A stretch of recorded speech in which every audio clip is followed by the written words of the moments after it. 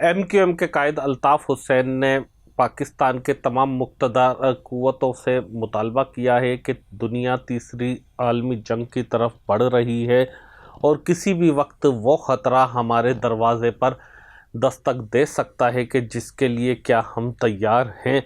क्या हमने ऐसी हिकमत अमली तैयार की है कि अगर ऐसी सिचुएशन अल्लाह ना करे कि ऐसी हो जाती है दुनिया में, तो हम किस साइड खड़े होंगे, किसके सपोर्टर होंगे, किसके मुखालिफ होंगे या न्यूट्रल होंगे। क्या हमने अपने मुल्क के अंदर उसकी तैयारी कर ली है, क्या यकजहती कर ली है, क्या हम वाकई इस किस्म की हिकमत अमली अपना सकते हैं कि इस सारी जो दुनिया का कशीदा माहौल है उसमें हम पाकिस्तान को बचा सकें और महफूज रख सकें। इसकी क्या तफसीलात हैं, आपसे डिटेल में बात कर रहा हूं। आपसे गुजारिश है कि हमारे चैनल को लाइक करके सब्सक्राइब करें, बेल आइकन को प्रेस करें, कमेंट बॉक्स में राय अपनी ज़रूर दीजिएगा कि आपको प्रोग्राम कैसा लगा। बहुत शुक्रिया जुल्फ़िकार अली बब्बर की जानिब से। अस्सलाम वालेकुम तमाम फैमिली मेम्बरान को। अल्ताफ़ हुसैन साहब वैसे तो लोकल पॉलिटिक्स पे बात करते हैं, लेकिन अब उन्होंने इंटरनेशनल पॉलिटिक्स पर तो बात की है, मगर जिस तरह उन्होंने अपने खदशात का इजहार किया, जिस तरह उन्होंने अपने तहफ़्फ़ुज़ात का इजहार किया, जो दुनिया की सिचुएशन इस वक्त तेज़ी से बदल रही है उसका उन्होंने तस्करा किया। क्योंकि कभी ग्रीनलैंड का मामला और कभी ईरान का मामला और मशरिक़ वस्ता में जिस तरह पीस बोर्ड की तश्कील और फिर पाकिस्तान की उसमें शमूलियत, ये कहीं ऐसी चीज़ें हैं कि जो वाज़े इशारा देती हैं कि दुनिया के हालात अब नॉर्मल की तरफ नहीं जा रहे और दुनिया तब्दील हो रही है।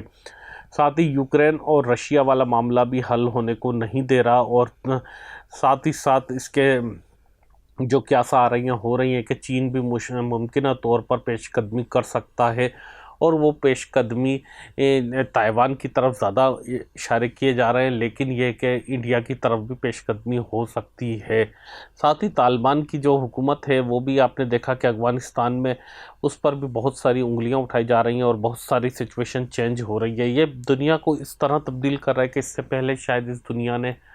ये हालात ना देखे थे और ना कभी सोचे थे, क्योंकि यूरोप और अमेरिका एक दूसरे के आमने सामने खड़े होते हुए नज़र आ रहे हैं ग्रीनलैंड वाले मामले पर। और उसके अलावा आपने देखा कि यूक्रेन वाले इशू पे भी काफ़ी हद तक राय में फ़र्क था, ख़ास तौर पर डोनाल्ड ट्रंप के इक़्तिदार में आने के बाद। जब तक अमेरिका के प्रेसिडेंट जो बाइडन थे तब तक तो ठीक था, यूरोप और अमेरिका की पॉलिसी यकसा नज़र आ रही थी कहीं ना कहीं, लेकिन उसके बाद डोनाल्ड ट्रंप के आने के बाद मुस्तकिल पॉलिसी में वाज़े फ़र्क आने लगा। डोनाल्ड ट्रंप ये कहते हैं कि अमेरिका फ़र्स्ट और अमेरिका के अलावा और कुछ नहीं। अब जो नए इत्तेहाद बन रहे हैं उसमें शायद पाकिस्तान तो अमेरिका के साथ खड़ा नज़र आता है, लेकिन कनाडा जो उसका रवायती हरीफ रहा है, जो यूरोप उसके जो बहुत करीबी रहे हैं, वो उसके साथ खड़े होते उस तरह नज़र नहीं आ रहे। इस सारी सूरत हाल में जो सिचुएशन चेंज हो रही है, ख़ास तौर पर पाकिस्तान के पड़ोस ईरान में जो कशीदा सूरत हाल है, और मुमकिन तौर पे अगर अमेरिका से या इसराइल से मुठभेड़ हो जाती है तो इसी सूरत हाल में पाकिस्तान के लिए वो काफ़ी मुश्किल वक्त हो सकता है। क्योंकि एक तरफ तो पाकिस्तान उसका पड़ोस है, दूसरी जानिब एक इस्लामी बरादर मुल्क है, जिस पर अल्ताफ़ हुसैन साहब ने कहा कि हमें इसकी पहले से तैयारी करनी चाहिए, और जितनी भी मुल्क में सियासी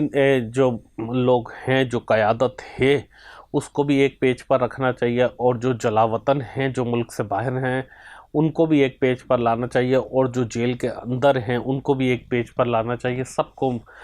मिल बैठकर इस पर कोई ना कोई ऐसा लाहेअमल तय करना चाहिए जिससे पाकिस्तान का फ़ायदा हो सके, पाकिस्तान के लोगों का फ़ायदा हो सके, और इस सारी मुश्किल तरीन सूरत हाल को